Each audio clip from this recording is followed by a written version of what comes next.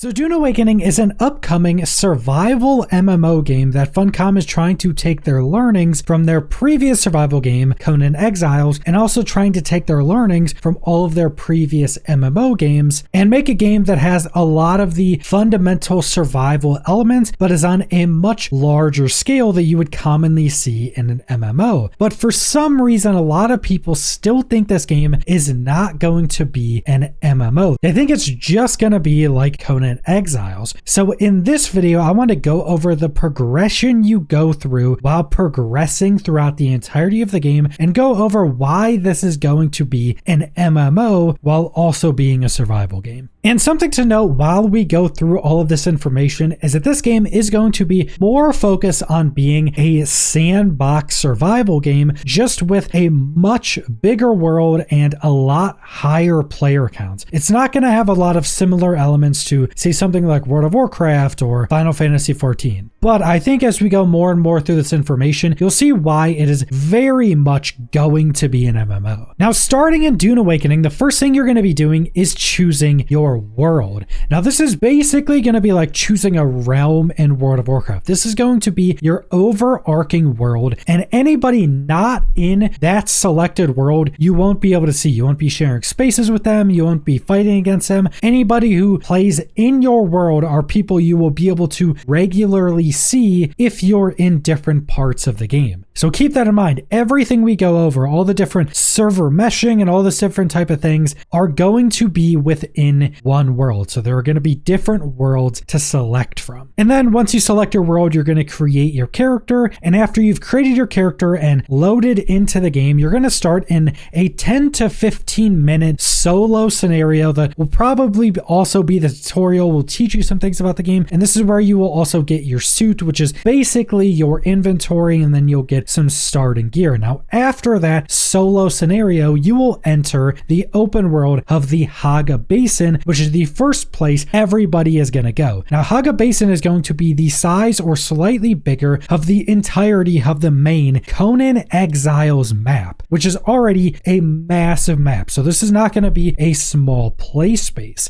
And Hagga Basin is going to consist of about 40 to 50 people total that can be on it on one time. But Hagga Basin is also going to have a bunch of different instances or different versions of it in one overarching world. So there may be 20 different Hagga Basins. Now, what we don't know is if you will freely be able to transfer between these different versions of Hagga Basin, or if when you choose one of these Hagga Basins, you'll be stuck on that one and maybe you'll have to make a new character to go to a different one. But also, let's say your friend is already in the game and on a Hagga Basin, you'll be able to see that and be able to go to their Hagga Basin as well. We just don't know if once you create a character and choose a Hagga Basin, if you'll be able to switch between them. And this is one of the first areas where people think the game is not going to be an MMO, because these Hagga Basin instances don't have a ton of different people that can play on them at one time. It's only like 40 to 50 people. Now, the main reason for this is because in Hagga Basin, this is where you're going to be able to build your permanent bases. You'll be able to build a base and it will just stay there. And as long as you keep your shield generators active, nobody can attack you either. So there's not going to be a ton of base raiding or offline raiding or anything like that within Hagga Basin. In fact, Hagga Basin is primarily PvE. You're going to find a bunch of points of interest and a bunch of materials to go farm and all these type of things. And you're really only going to be PvPing in specific areas on Hagga Basin. And these are going to be around these crash ships, where ships will just spawn and crash into Hagga Basin. And these specific areas will be marked for PvP. So you'll be able to PvP there, but everywhere else will be PvE. You're not going to be fighting other players. And there's also going to be a bunch of other content within Hagga Basin. There's going to be quests to follow. There's going to be a kind of main objective to follow. There's obviously going to be base building. There's going to be points of interest you can go clear out from AI to get different loot. You'll have a bunch of different different resources to go get. You'll have these crash ships. Some will be PvP, and it seems like some other ones will be PvE focused. And this will also be behind what's called the shield wall, so that means there won't be sandworms within the Hagga Basin, or at least that's how they explained it. They also explained that initially in Hagga Basin, you'll be putting in around 80 hours here before you're able to go to different areas, because as you continue to progress in Hagga Basin, you'll come up to the point where you'll be able to start to craft your first ornithopter. Now, once you get your ornithopter, you'll be able to travel to different areas in the overarching game. Now, once you've obtained that ornithopter, you'll be able to travel to the two different main types of areas. You have hubs, which there will be 2 cities when the game is launched. And hubs are basically non-combat player hubs like you would find in a lot of other MMOs or even shared world games. Like you go to Destiny and you go to the hub, there could be like 24 other people there that you can see. These hubs are sounding like they're going to have a lot more people. I think they mentioned before that they want like 100 to 200 people to be in a hub at one time.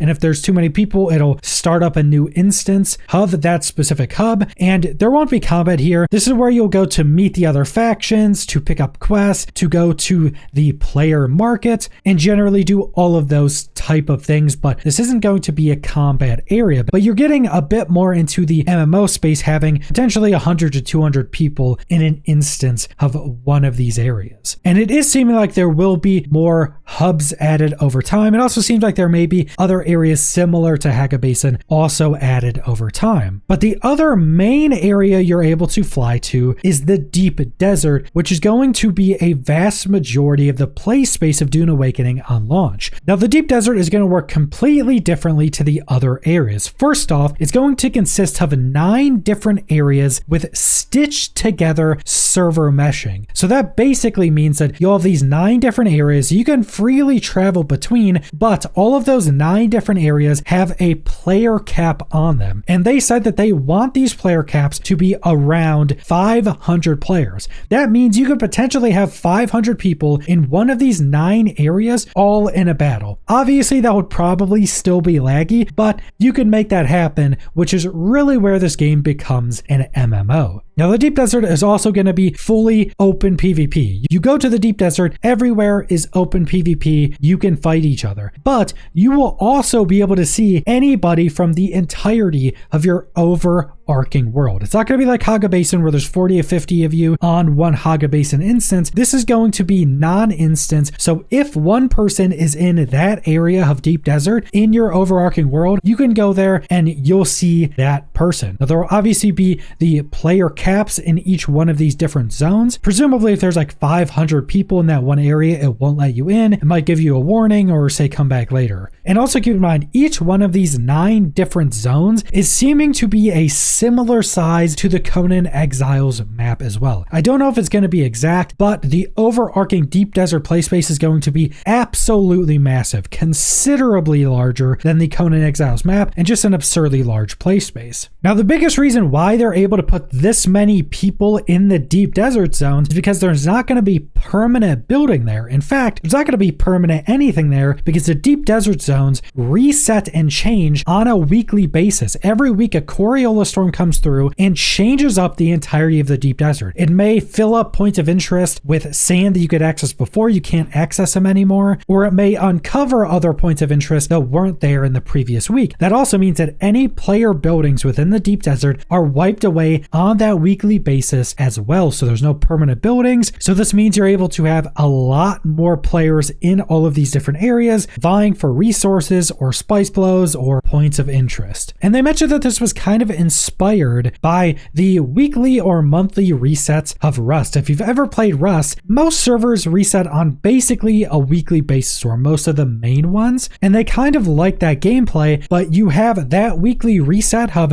the Deep Desert, but then you also have the permanence of Hagga Basin and the other player hubs. So you'll be building your main bases in Hagga Basin, and you can choose what resources to bring to the Deep Desert to fight other players with, build bases, and try to get all of these main resources. And there's going to be a ton of additional content within the deep deserts. There's going to be these research facilities that are kind of like Fallout shelters or Skyrim dungeons, less like a dungeon you'd find in something like World of Warcraft, and more like a Skyrim dungeon where it's a bit more about exploration. There will still be an end boss in them, but they play much more like single player RPG dungeons. There will be tons of points of interest. There will be spice blows to go harvest. And then you'll also have to contend with the worms coming and trying to eat you, creating vibrations like turning on your shields will obviously have the worms come and try to eat you as well. Also, a pretty interesting aspect of the worms is that they're the only thing in the game that if they kill you, you lose everything. If you say go die to other players, you drop most of your resources, but you don't lose all of your gear. If you get eaten by a worm, everything's gone and you wake up naked. So that's generally how the overarching game and all of their zones is going to work, but there's also multiple other elements that make the game much more like an MMO. Like I mentioned, there is going to be a player market where you can just get anything in the game, recipes, spice, weapons, anything like that you can go and sell on the market. In fact, there's going to be a bunch of other really interesting things you can also sell on the market. Like you can do cartography and basically map out the deep desert, and you could sell those maps to other players because it takes a long time to make these maps of the deep desert, but they also reset weekly. So every week you could be a cartographer that just focuses on making the most detailed maps of the deep desert, and you can go sell those to other players. You can go get really rare recipes and sell those to other players. You can make super rare weapons or higher tier weapons and go sell those to other players. There's even going to be a blueprinting system where you could go make a whole base, blueprint it, and sell that blueprint to other players on the market as well. So there's going to be that MMO aspect, but then there's going to be what they're calling the Lancerad, which is going to be a very big element tied into the deep desert. And this is basically a guild or faction-based system where you and your guild choose to align yourself with one of the factions, and on a weekly basis, there's going to be a bunch of different objectives to go complete. Now, let's say your faction goes and completes one of the objectives for the Lancerad. That means you will get a certain amount of votes in the Lancerad that week. And whoever wins the Lancerad that week gets to choose a weekly server rule for the deep desert. And this can be a ton of different things. This could be giving your whole faction a 25% reduced crafting cost for that whole next week. Or it could be full loot PvP in the deep desert for a week. And these things are basically weekly objectives that give you options of content you want to go do. They kind of explained it is that the Lancerad is basically going to be pointing you in the direction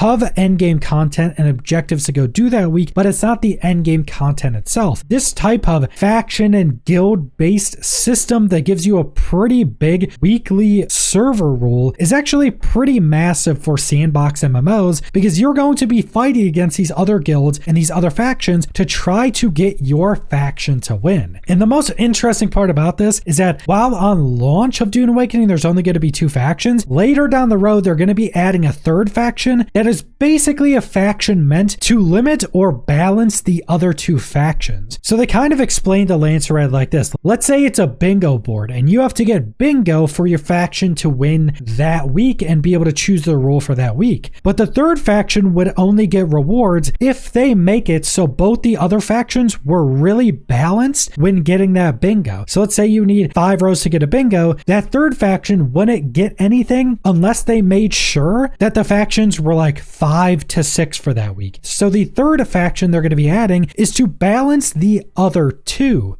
And obviously this is all going to be player determined. So that 3rd faction is going to draw in a lot of players to help balance out those other 2 factions. But the main point I'm making throughout the entirety of the system that this is all very MMO community focused, which are very important things for MMOs. And there's going to be tons of other systems tied into all of this different content. There's going to be a lot of different things you can do as a solo player if you want to do that. There's obviously going to be a lot of things if you want to be a really big group focused player. But all in all, going through all of these different areas, how all the different systems work, how the server is set up, and how there's all of these community focused elements, I think Dune Awakening is absolutely going to be an MMO, just an MMO with a much bigger survival focus than most other MMOs we would be getting. Again, it's going to be mainly a survival game, just with a lot of the community focused elements of an MMO with the much larger scale you would expect from a full MMO. But that's pretty much all I want to go over, so thanks for watching.